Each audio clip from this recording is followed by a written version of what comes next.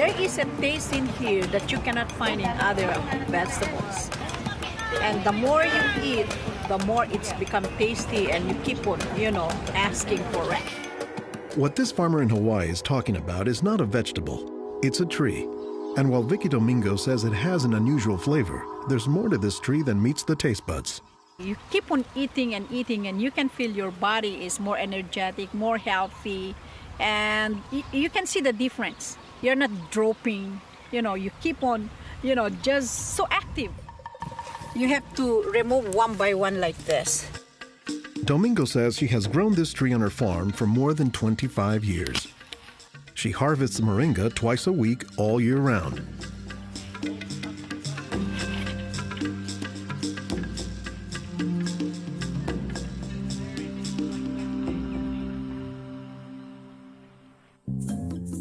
Every week, Domingo sends 1,000 pounds of moringa to the mainland. The rest of it ends up here at a Honolulu farmer's market, where most of her customers have eaten it their entire lives.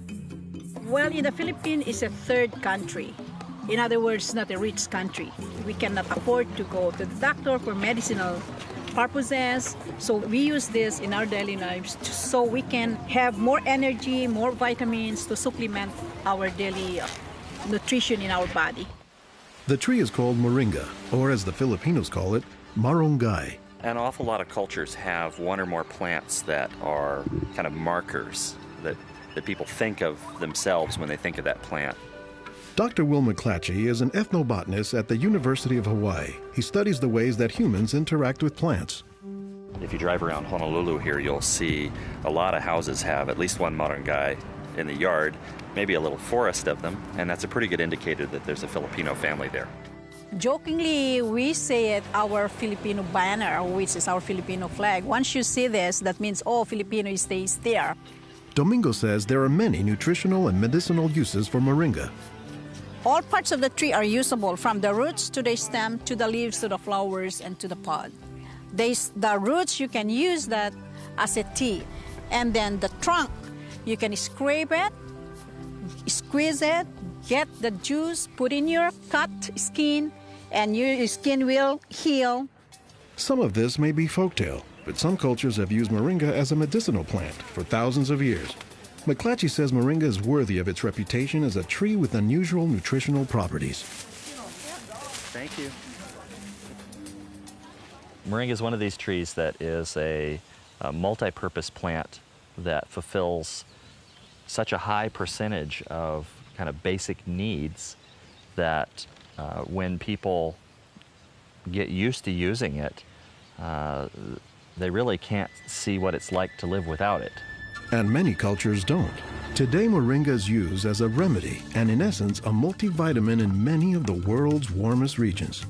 Moringa is used widely in Africa and South Asia, and it's been introduced into South America and Central America, where it's also being used. So, this is not just a plant of a single community. We were just talking this morning with one of the owners of this plantation, and he was telling me how the last time he was here, he had a handful of moringa leaves and that he worked all morning on it and felt great. Dr. Mark Olson is a botanist and a leading expert on moringa. He teaches at Instituto de Biología, Universidad Nacional Autónoma de México in Mexico City. Here, he is visiting a new moringa farm about 2 hours outside the city limits. So they've just planted these here, and soon they'll be nice and big. Olson says that while moringa can grow in places like Mexico or Hawaii, the tree is native to arid subtropical regions, places like Africa and southern India, hot places where moringa has proven its persistence. And this is a plant that really does do extraordinarily well in some of the most difficult areas, in areas that are very hot, areas that are very dry, areas where other things are very difficult to cultivate. Look at the little tuber there. This is one of the reasons it survives so well in dry areas. Also, they're storing lots of water in the wood. So that's one of the reasons this is such a remarkable tree. They don't have particularly deep roots. That's sort of a myth about moringas, that they survive because they have deep roots. No, they're storing water in their roots and their trunk. But moringa, says Olson, does a lot more than just survive, despite the tree's sometimes scraggly appearance. I don't think they're actually the most attractive tree. They're more a tree that you look at and you sort of love the way you love a scruffy friend or a scruffy dog. Because the branches sort of splay here and there, and they get burdened down with huge quantities of fruits on them. And that's actually what makes the tree so remarkable, is that it's such a generous tree. And that's because people have found multiple uses for so much of the tree, including its seeds. They're full of oil. You press the seeds, and then this wonderful aromatic oil comes oozing out, which you can use for cooking, you can use for cosmetics or lubrication or whatever. And the cake, the press cake, the stuff that's left over after pressing the seed, that is what's used for water purification. Water purification, Olson says, is especially useful in developing countries where clean water is hard to come by. But the benefits don't stop there. Some of the things I think are most exciting about moringa is, for example, the high vitamin content. There's a lot of vitamin A in the leaves. And worldwide, that's a problem. A lot of people have problems in development of their eyes because they don't have enough vitamin A. Moringa's vitamin A content, and its content of vitamins in general, has caught the attention of scientists around the world. So I started to read about moringa, and I was absolutely amazed about the richness in nutrients, in many antioxidant compounds, in vitamins. Dr. Monica Marcoux is a pharmacologist who has studied many plants. She has done extensive research on moringa and says it has significant nutritional potency. This subject is one of the topics of her recently published book, Miracle Tree. To me, it was just a natural pathway from my scientific background and my love for trees to writing this exciting book on one of the most exciting and extraordinary trees of our world. Marcoux spends much of her time looking at trees and plants, both as a pharmacologist and as an artist. While Marcoux, the nature photographer, is grabbing shots of plants, Marcoux, the pharmacologist, says she has a bigger concern. We are having an epidemic of cancer and cardiovascular diseases and many other chronic diseases. It's because we basically do not eat what we are supposed to eat. Most of the plants are famous for a particular type of nutrient, like for instance the orange or the lemon is famous for a high content of vitamin C.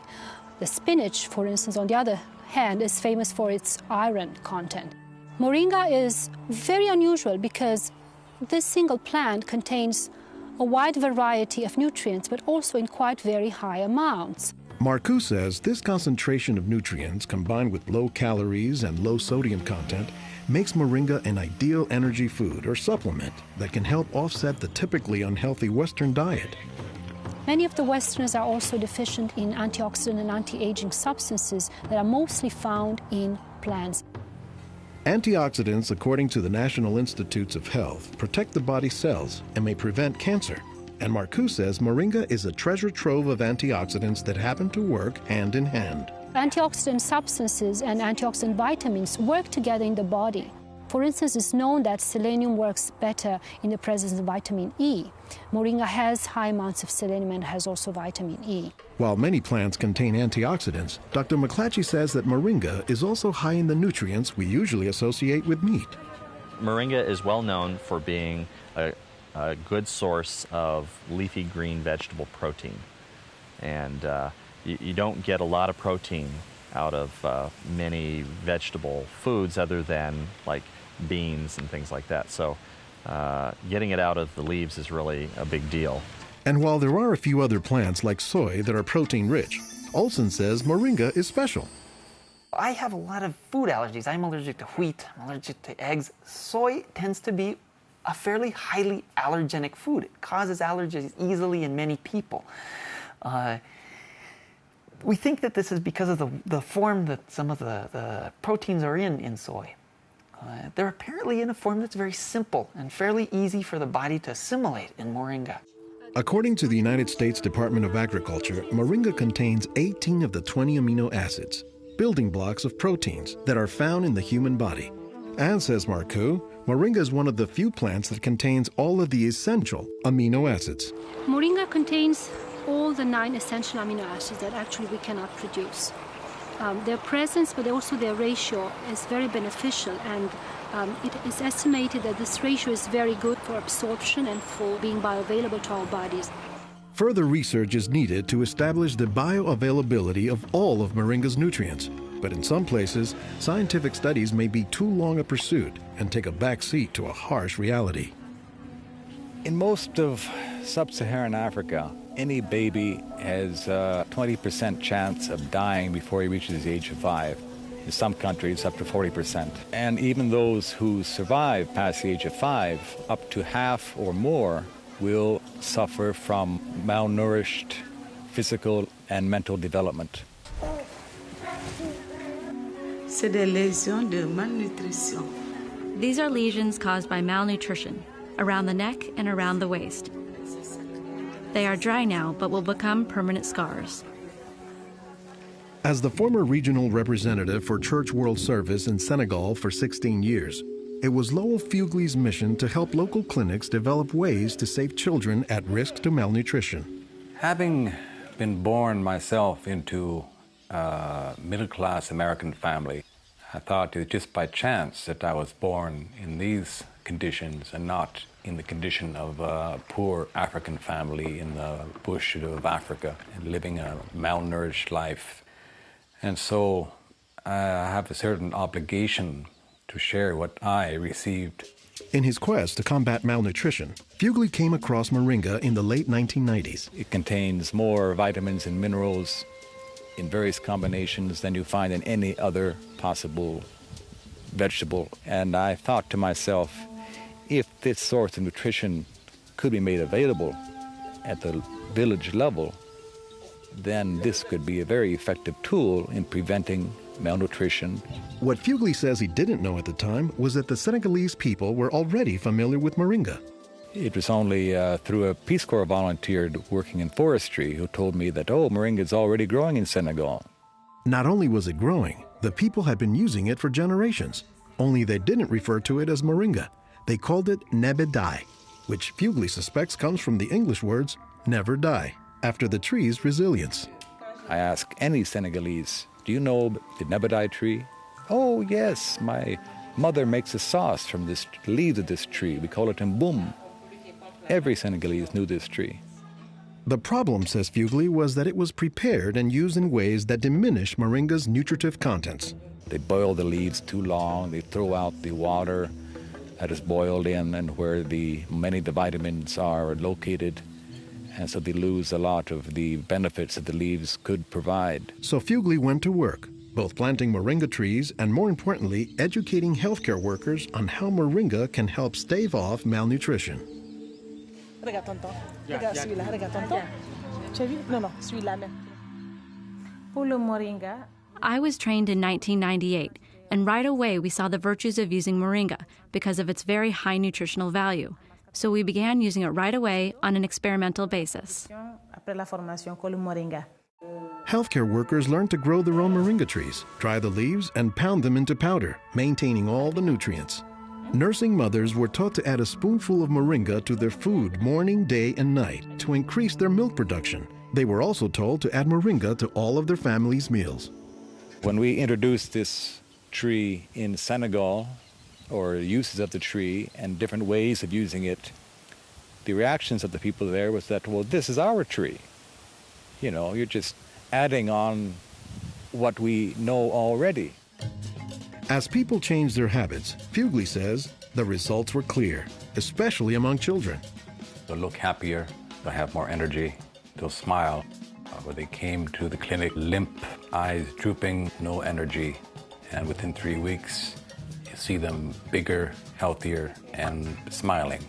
La récupération avec le moringa a été beaucoup plus rapide. We observed that it was much, much more effective than the classic system we had been using, which was based on imported and costly products, such as milk powder, sugar, and vegetable oil. With moringa, people can go into town and find it themselves. Et on l'a, même des fois sans un sou.